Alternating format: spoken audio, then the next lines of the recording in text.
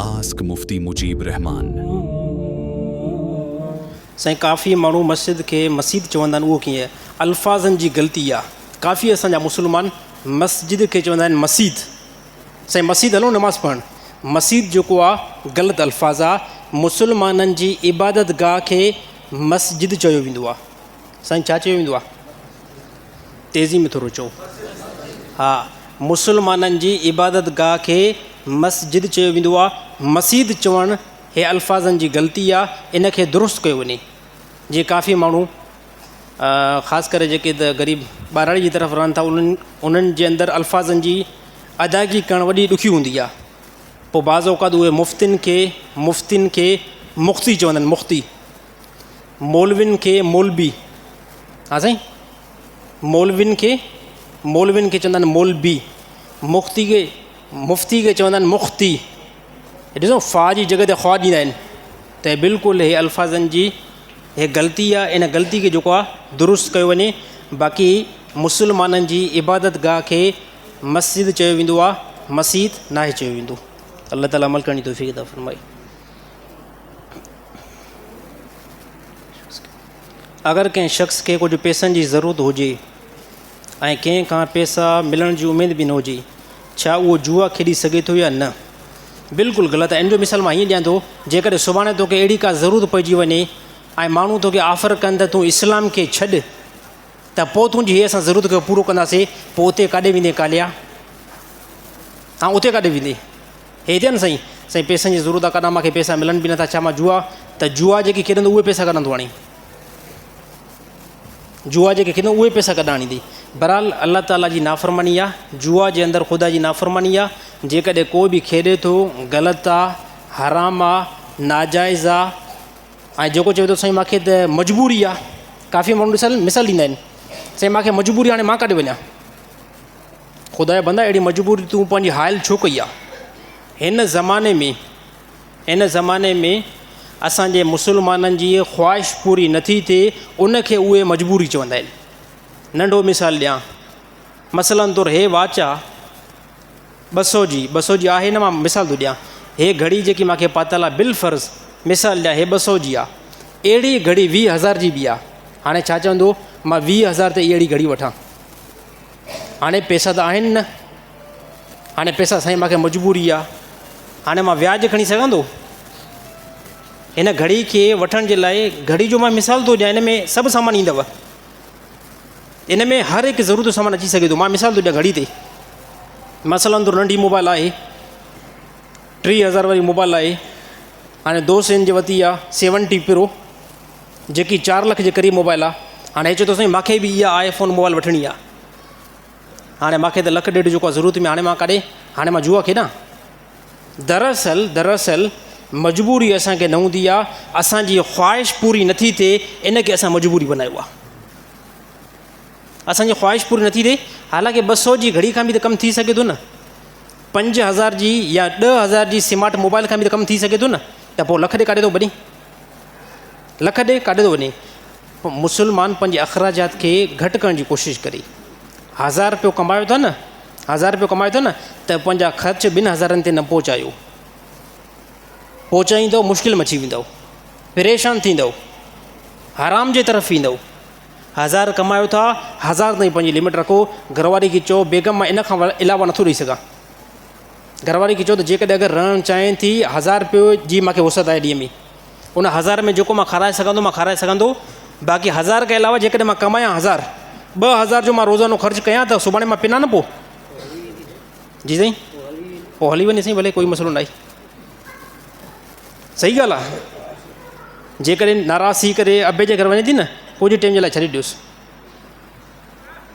पंहिंजे अख़राजात खां वधीक जेकॾहिं अगरि तव्हां यानी ख़र्चु करणु शुरू कंदव न, त पोइ सुभाणे जुआ बि मिंट खेॾंदव, व्याज बि मिंट खणंदव, वग़ैरह वग़ैरह गुनाह जा कमु घणा ई थी वेंदा। अल्लाह ताला तमामु मुस्लमाननि खे इन बुरे कम खां बचण जी तौफ़ीक़ अता फ़रमाए। जेकॾहिं कंहिं शख़्स शराब पीतो त उहो घणा ॾींहं नमाज़ न पढ़े। जेसि ताईं शराब जो नशो नाहे लथो, तेसि ताईं उहो नमाज़ नथो पढ़ी सघे। हे अल्लाह ताला क़ुरान हकीम में बयानु कयो त नशे जी हालत में नमाज़ न थींदी।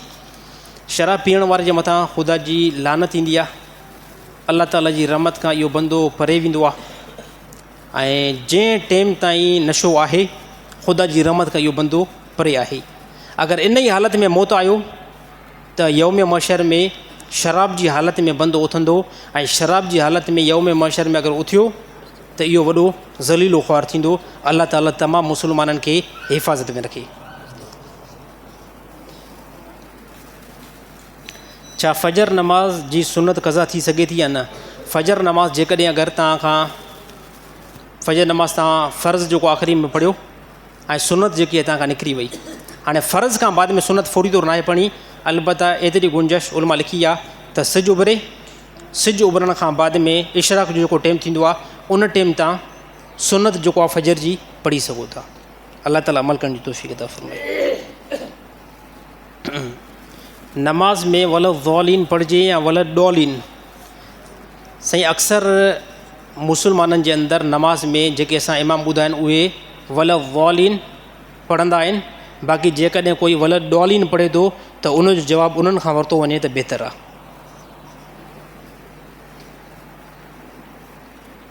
नमाज़ पढ़ण खां पोइ काफ़ी माण्हू आख़िर में ख़ाली सजदो कंदा आहिनि, उहो अमल कीअं आहे?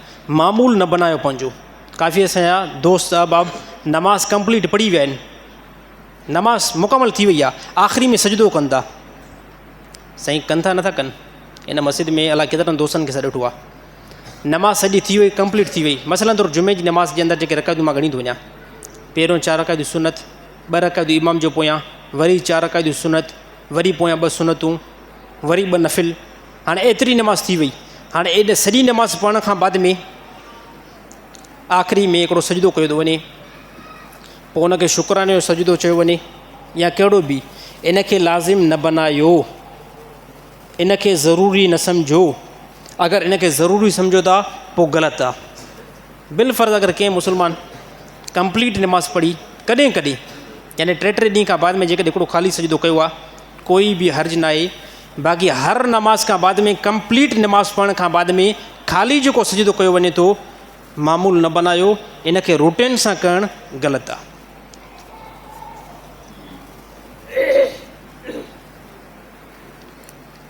छा रफ़ुल यदैन खां बग़ैर नमाज़ थी वेंदी? बिल्कुलु थी वेंदी। तमामु सहाबा रफ़ुल यदैन खां बग़ैर नमाज़ पढ़ी आहे, कोई बि मसइलो न आहे।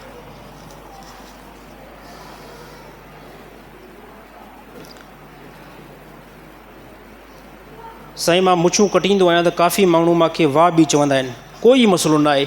दुनिया जा जेकॾहिं कंहिं बि इंसान तव्हांजे मथां एतिराज़ु कनि, नो इशू। चओ नबी सल्लल्लाहु अलैहि वसल्लम जी हदीस आहे, अल्लाह जे नबी फरमायो मुछुनि खे कटियो ऐं ॾाढ़ी खे वधाए छॾियो। हाणे जेकॾहिं को ला बि चवे, वाह बि चवे, नो टेंशन, कोई बि टेंशन न आहे। मां सुनत ते अमल थो कयां। ॻाल्हि सम्झ में अची वई साईं? मुछुनि खे जेकॾहिं कोई दोस्त कटाए थो, हाणे माण्हू चवंदा साईं हे ॾिस हाणे साईं हे त वाह बि थो लॻे, उनखे इस्लाह वारे अल्फाज़नि में हीअं सम्झाइणो आहे, रसूलुल्लाह सल्लल्लाहु अलैहि वसल्लम हुकुम कयो आहे त पंहिंजी मुछुनि खे कटियो ऐं ॾाढ़ी खे वधायो। मां उन हदीस ते अमल थो कयां। जेकॾहिं अगरि तूं मुस्लमान आहे त कहिड़ी बेस ते एतिराज़ थो करीं? साईं ॻाल्हि दुरुस्त आहे। जेकॾहिं अगरि तूं मुस्लमान आहे त तूं कहिड़ी ॻाल्हि ते एतिराज़ थो करीं? तुंहिंजे नबी फरमायो आहे ऐं उहो ई नबी मुंहिंजो आहे। उहो नबी फरमाए थो मुछुनि खे कटियो ऐं ॾाढ़ी खे माफ़ु करे छॾियो। अल्लाह जे नबी जो फ़रमान आहे, मुंहिंजी त का ॻाल्हि न आहे। मां उन ते अमल थो कयां ऐं जेको अमल कंदो नबी जी सुनत ते, उहो निजात ते ऐं फलाहीअ ते पहुची वेंदो। अल्लाह ताला अमल करण जी तौफ़ीक़ अता फ़रमाए।